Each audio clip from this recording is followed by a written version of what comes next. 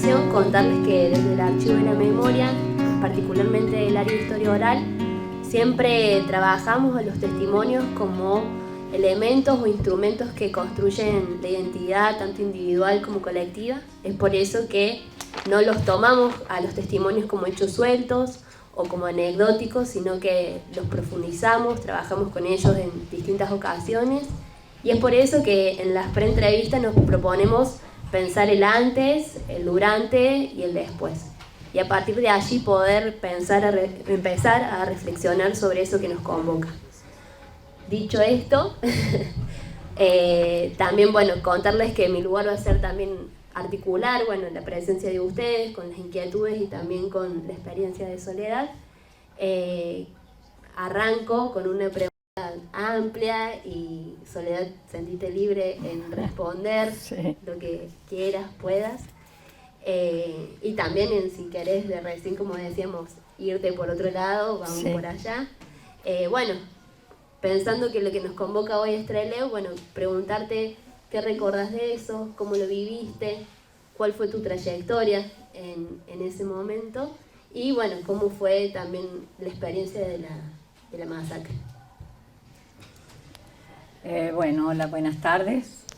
Muchísimas gracias por tu resumen histórico de los hechos. Yo no soy histórica, profesora de historia ni mucho menos. Va la subjetividad de mi historia familiar, militante, política, y pido disculpas desde ya a aquellos que a lo mejor no coincidan, pero hablo desde mi subjetividad, así que les pido que me disculpen si en algo llego a molestar. Porque en realidad yo, para poder hablar de Trelew, tengo que hablar en un reconto rápido histórico de dónde vengo o de dónde viene mi familia, para que se entienda por qué vamos desembocando y por qué ya a varios años de su sobrevivencia, Ricardo el Turco Aydar formó pareja con él hasta su desaparición. Vengo de una familia peronista. Mi padre fue funcionario, subsecretario de Instrucción Pública allá por el 47. 54 lo echan por ser católico, el 55 por ser peronista. Él trabajaba en la justicia. En el 56, luego del golpe, ¿no es cierto?, de los bombardeos de Plaza de Mayo y todo eso, que yo era muy chiquita. Yo nací en el 54, en el 56 son los bombardeos, son los fusilamientos de José León Suárez, como dijo Alicia. Y yo, desde que tengo uso de razón, recuerdo mucho esa fecha, porque en mi casa era todo un recordatorio por estos fusilamientos del general Valle, peronista él y varios peronistas más, porque yo nací un 9 de junio, que fue la fecha de los fusilamientos. Esto lo hago como relato. Después, seguimos en la familia, se siguió militando. Nosotros, yo soy la quinta de una familia que mi hermano mayor ya tiene 76 años, Polo Guillermo Martínez Agüero, que él estuvo en La Calera, y de allí clandestino.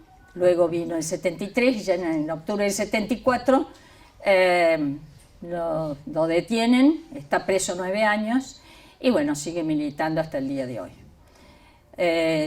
Esto lo relato porque era una familia que tenía militancia ya en los 60 y en los 70, con el Aramburazo, etc. El primer allanamiento en mi casa es a partir de La Calera.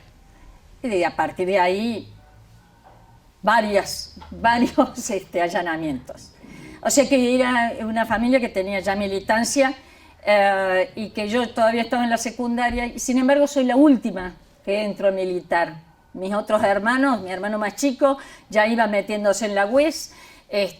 Yo acompañaba a mi hermana que estuvo 6 años presa, Antes estuvimos presas con mi madre en febrero del 73, porque habían encontrado, bueno, material y armas, qué sé yo, en la casa. Bueno, esto fue en febrero del 73, y mi hermano José Agustín lo detienen porque estaba haciendo el servicio militar en la aérea.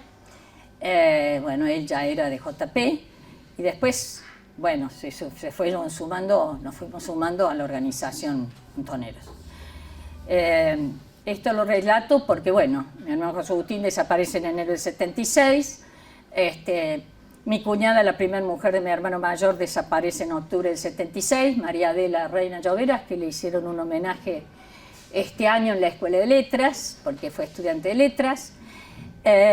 Y bueno, luego viene el secuestro de dos cuñadas mías que yo nunca conocí, hermanas del Turco Aydar, en febrero del 77, también militantes montoneras.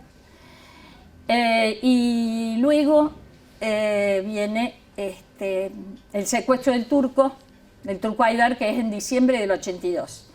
Por eso mis hijos de sangre, porque ayudé a criar al Turco a los 4 hijos, a los 2 más grandes, que eran de crianza míos y hijos de él, y los 2 más chicos de sangre, que el más chico nace en marzo del 82, o sea que es uno de los hijos más pequeños, digamos.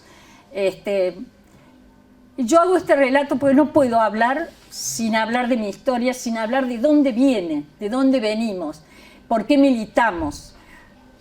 Primero era ¿cómo puedo decir? Era una época de mucho auge. La resistencia peronista fue formándose y preparándose con algunas guerrillas como Turuncos, como Macetti, como, bueno, después vinieron las FAP, que era más que guerrilla, agrupamiento. Luego, bueno, fines de los 60 se organiza, como dice Alicia, que me va a ayudar a recordar cualquier cosa, FAP, Montoneros, Descamisados, eran las organizaciones político-militares peronistas. Y estaban las no peronistas, que la mayor y más fuerte fue el ERP con el PRT. Yo hago todo este contexto porque tenemos que saber que ya en el 66, con Onganía, estaba la Noche de los Bastones Largos, acá estaba la agrupación Santiago Pampillón, luego vino el 69, que fue el Cordobazo, luego vinieron varios asos, el Mendozazo, el Rosariazo, el Vigorazo con Uriburu en el 71. Y yo quiero nombrar un aso que la verdad que yo lo había tenido en cuenta y registrado, y lo retomé en su cabal importancia a los 40 años de Trelew y del juicio de lesa humanidad, como dijo Alicia, de los militares que tuvieron y que recién hoy, a 50 años, hace un mes, con un juicio civil se abre de vuelta, se reabre para que Bravo en algún momento se lo pueda extraditar para poderlo enjuiciar finalmente, que es uno de los, no son los que dan las órdenes, Lanusse, Monroy, Mayorga, no. Era el que remataba. Entonces, para los familiares era muy importante Bravo, porque era el que realmente daba los tiros de gracia, junto con Sosa, pero digo, es el Treleulazo. El Treleulazo es importantísimo, porque ahí se rescata la historia de aquellos años de lucha de las juventudes, que eran juventudes estudiantiles, sindicales, religiosas, parroquiales, de barrios, de las juventudes barriales, etcétera, etcétera. Bueno, nosotros como teníamos la militancia peronista, lo digo desde ahí, ¿no es cierto?, con la JP, yo después pertenecía a JUP, etcétera, etcétera. Pero digo, eran los jóvenes, eran las juventudes de los distintos estamentos que hay en la sociedad que se jugaban y que luchaban. Y por eso se habla de masacre, por eso es importante hablar de la fuga. Porque si bien se fugaron 6, eran los 6 compañeros dirigentes máximos de esas organizaciones armadas. había que salvarlo, los dirigentes, que eran los que después tenían que continuar dirigiendo a todos los que seguíamos militando en distintos estamentos, ¿no es cierto?, de militancia o de experiencias de militancia. Esto es muy importante. En el año 73 se rescataba la fuga, se denuncia la masacre, y se rescataba la solidaridad en el Treleulazo, que fue gente de Trelew que tomó, hizo una pueblada, porque habían detenido a aquellas personas, militantes de distintos partidos políticos, había socialistas, peronistas, del PC, que los habían detenido y los llevaron a Devoto. ¿Por qué? Porque habían estado colaborando con todos los presos que estaban tan lejos de sus familias, muchos de ellos, que entonces tenían que sí o sí ayudarlos a alguna ropa que necesitaban, algún remedio, la comida, etc.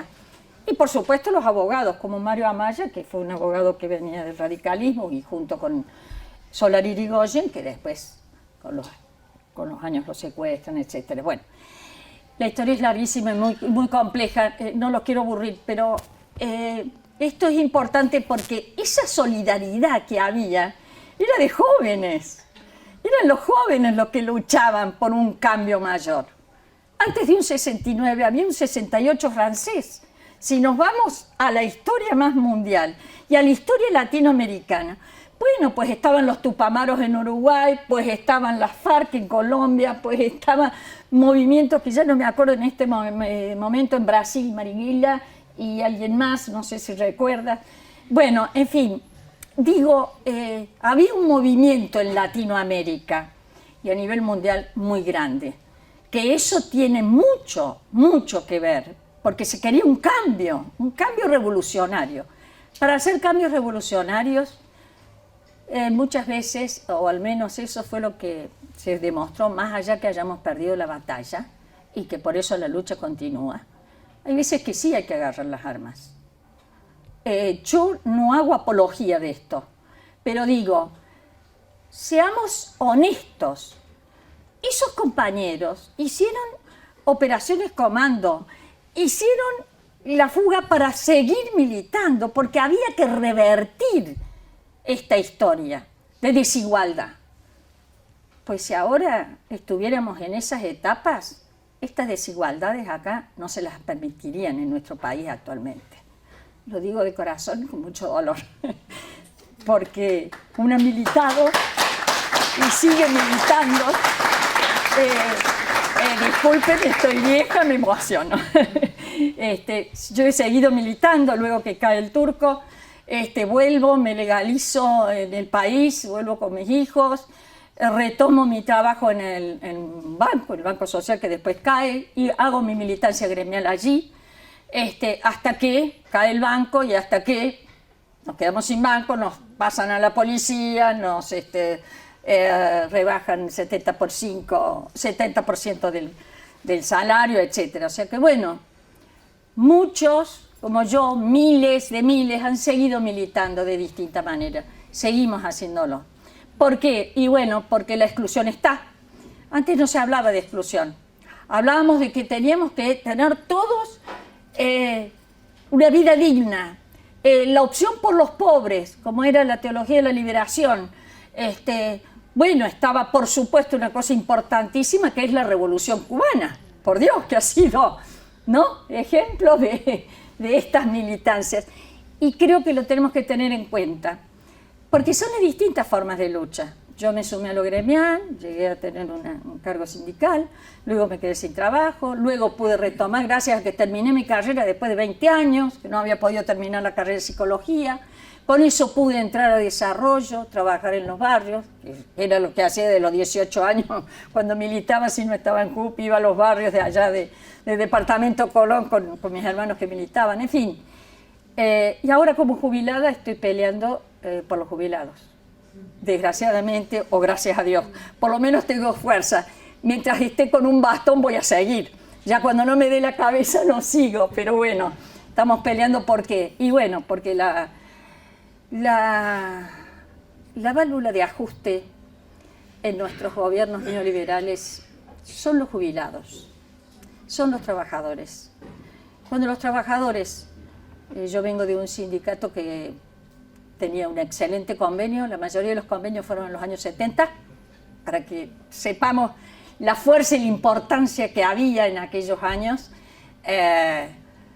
de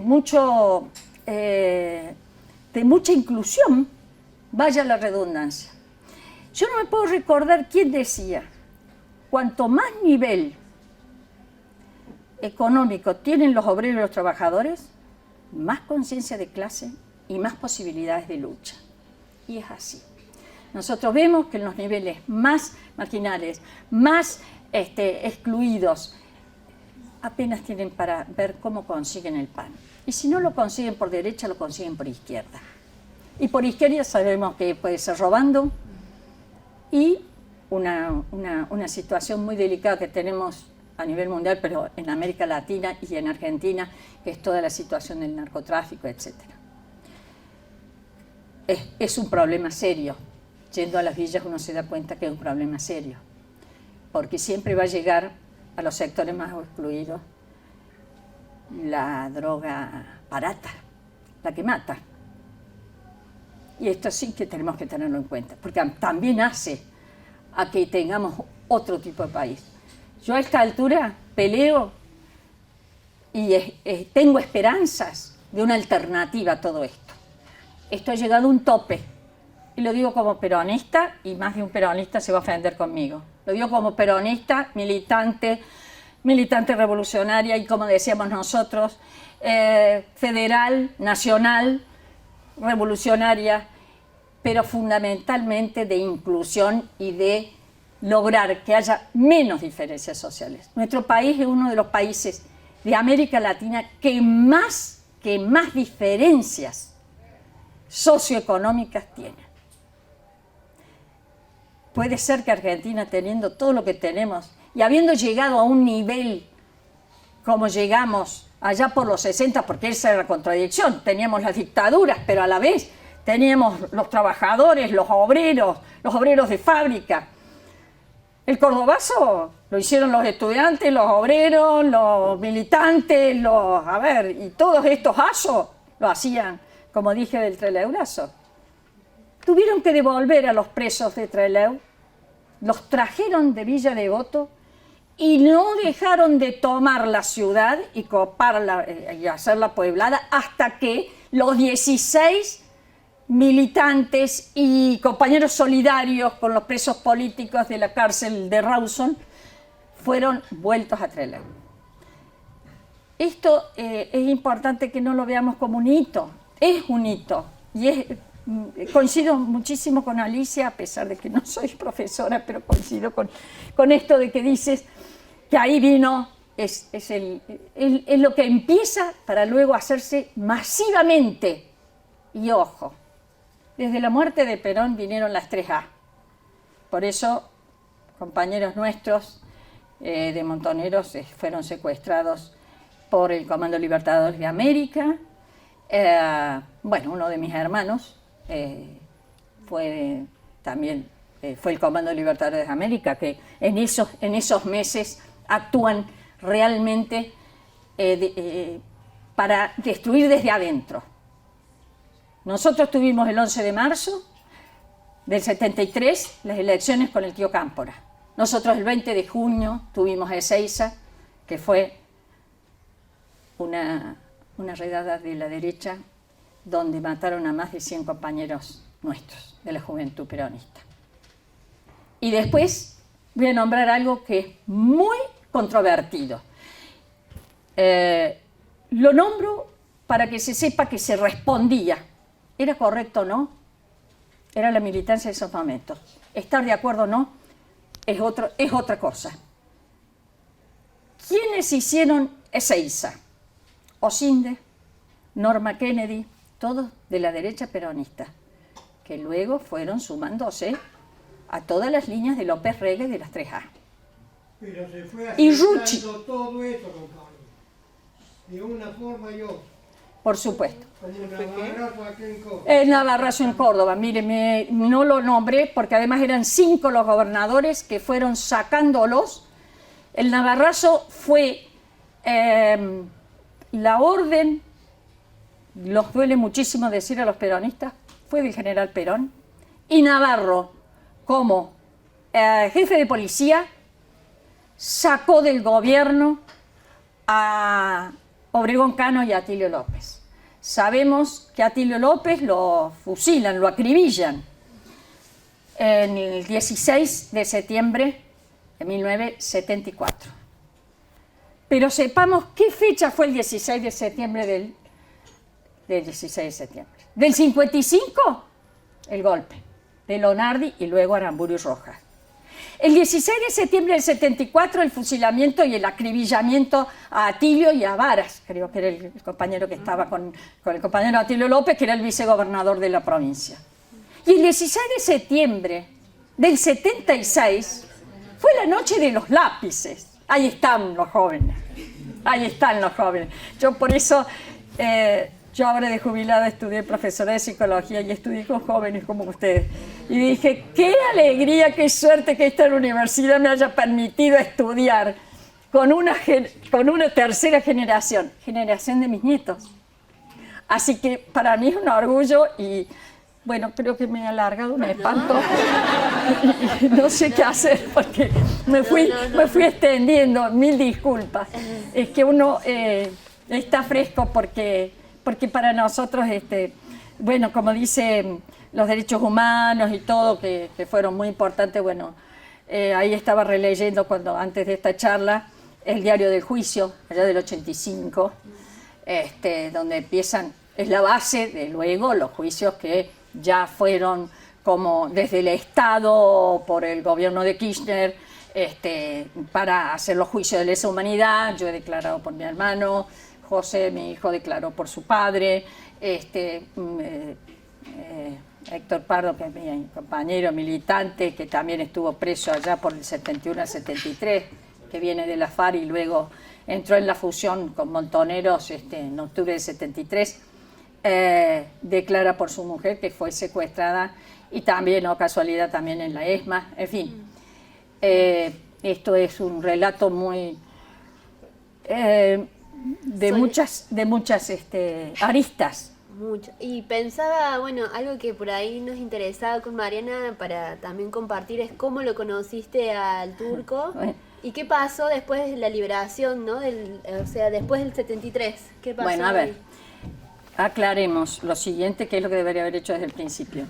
Yo no soy la primer compañera del Turco, ¿sí? Por eso sus 2 hijos más grandes son de crianza mía.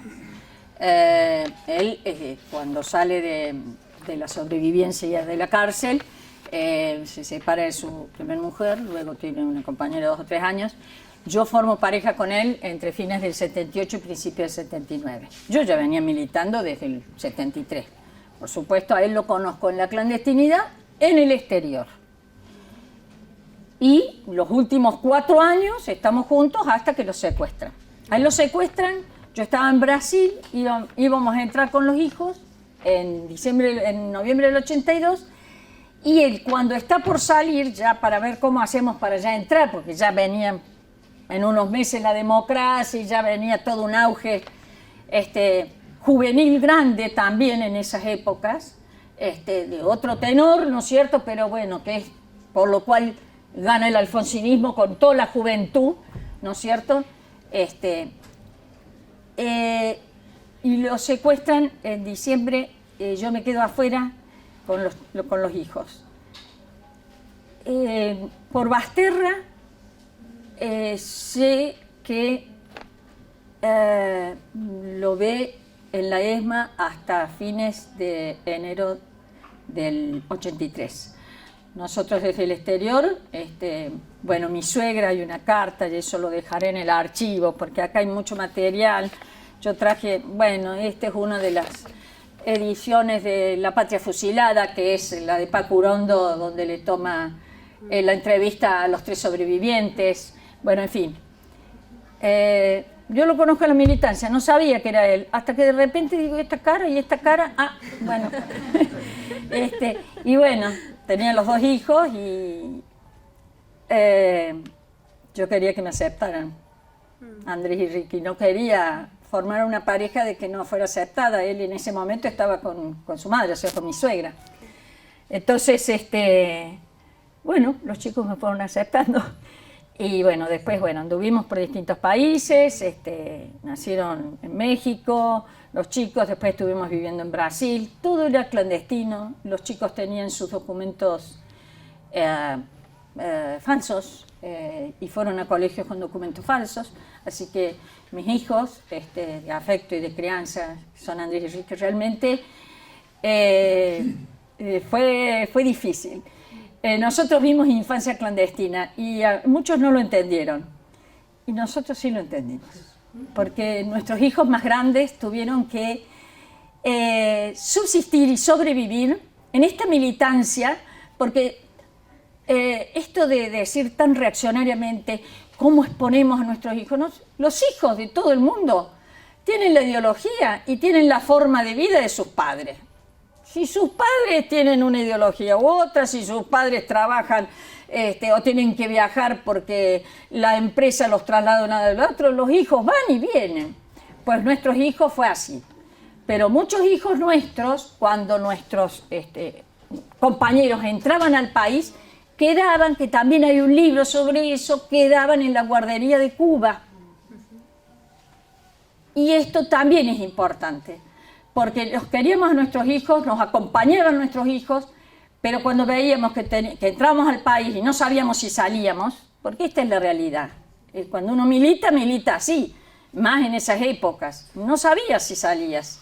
Entonces, se quedaban en la guardería y iban formándose en la guardería de Cuba, no sé si lo aclaré, sí. Y se iban formando, tan es así que mi compañero, el turco, pensábamos, si llegábamos a caer los 2, ¿qué pasaba con los chicos? Bueno, fundamentalmente, mi madre era muy piola, pero bueno, ya cuidaba del hijo de mi hermana, Marito Firmenich, que estuvo en un hogar en Villa Allende mientras ella estuvo presa, porque ella está 3 meses desaparecida y cuando va a parir a su hijo, lo pare en el baño del penal de Devoto. Entonces, a partir de ahí, está 2 meses con ella y luego lo sacan y luego lo llevan al hogar de Villa Allende, del Cura Lucchese, y ahí mi madre iba y hacía, en fin, él estaba con los niñitos del hogar.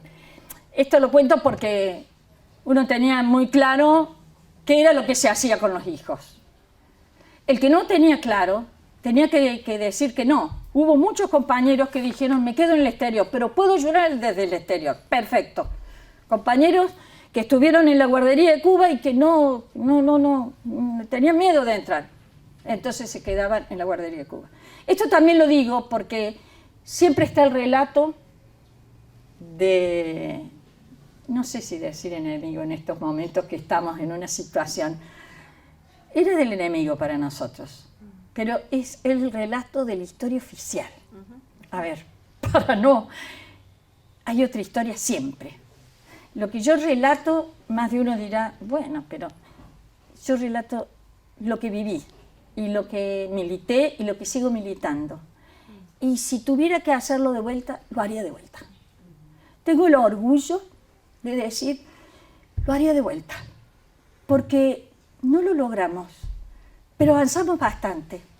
Y que a 50 años de Trelew, 40 años de Trelew, se haya logrado lesa humanidad, se esté logrando que venga Bravo.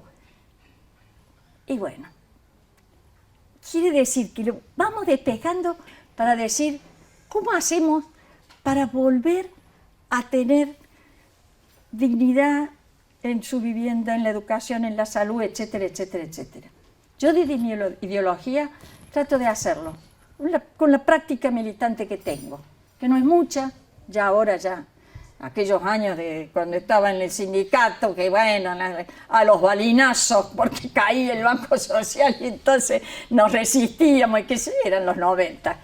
Digo, Creo que los he cansado. Disculpen.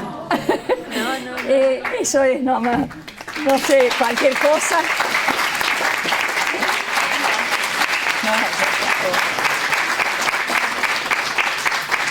Al archivo de la memoria, luego lo podemos hacer más prolijo, pero porque realmente yo soy medio así, medio vehemente, y venía anotadito todo al final. En fin, muchísimas gracias, disculpen si a alguien ofendí o bueno, tiene otra visión y nos respetemos. En estos siglo XXI está la diversidad en género, la diversidad cultural, la diversidad en donde queremos vivir. Tenemos la posibilidad de manejarnos por el mundo y decir, me voy a tal país, etc. Y también tenemos que respetar la diversidad ideológica. A mí me ha costado mucho los primeros años de democracia. Yo tenía un Falcon en la puerta, porque mi familia era casi toda militante, en fin, y por algo de lo que he ido relatando se darán cuenta. Digo, la diversidad ideológica la tenemos que sostener en esta democracia formal y liberal, pero no importa, democracia al fin, logramos en esta democracia, y fue con las resistencias, porque hubo para nosotros, con nuestra militancia desde el peronismo, tuvo la resistencia peronista y luego la resistencia a partir del 75, cuando ya las 3A nos venían degollando a muchos compañeros. Y como estábamos en democracia, éramos la subversión y ahí empieza. Y después viene esta nueva democracia del 83, donde creo que hay que reconstruir y tratar de mejorar, porque nos falta mucho y tenemos varios millones que están fuera del sistema. Por eso es lo mío desde lo personal, y muchísimas gracias y disculpen la verborragia.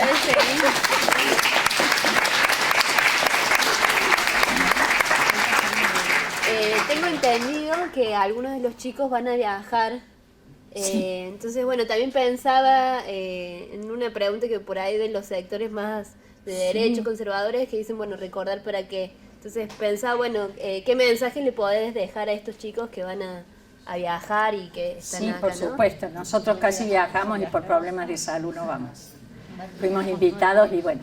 Pero van los dos más chicos, los dos Aidar más chicos, José y Marcos, así que, bueno, algunos están representados. El mayor iba a ir y no pudo ir, y nosotros tampoco pudimos ir, pero hay muchos, tengo entendido que hay muchos compañeros militantes, expresos. Bueno, yo iba a ir con mi compañero Héctor Pardo, que es expreso y estuvo preso desde el 71 hasta el 73, en fin, y siguió militando, por supuesto, que es muy importante que vayan militantes de aquellas épocas, porque también ayuda a reivindicar y a valorar esto que vamos a ver qué pasa en unos años más adelante. A lo mejor llegamos a puntos de inflexión y de lucha que no va a ser igual que aquellas épocas, pero que el motor fundamental, y que eso nos ha demostrado en la historia de la humanidad, son los jóvenes. El motor son los jóvenes. Yo ya jubilada, ahí ando peleando y somos 10, 20 viejos, pelagatos pidiendo que la ley no de la caja de jubilación en la provincia, que no sé qué. Y somos viejos y somos pocos, pero los jóvenes son los que para adelante. No sé.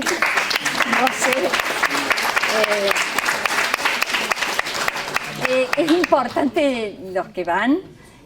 Tienen que saber que la cárcel de máxima seguridad era Rawson, y que con la toma del aeropuerto, que como bien decía Alicia, a Pujadas lo acribillan, porque Pujadas es el que da la conferencia y pone las condiciones para que no pasara lo que pasó.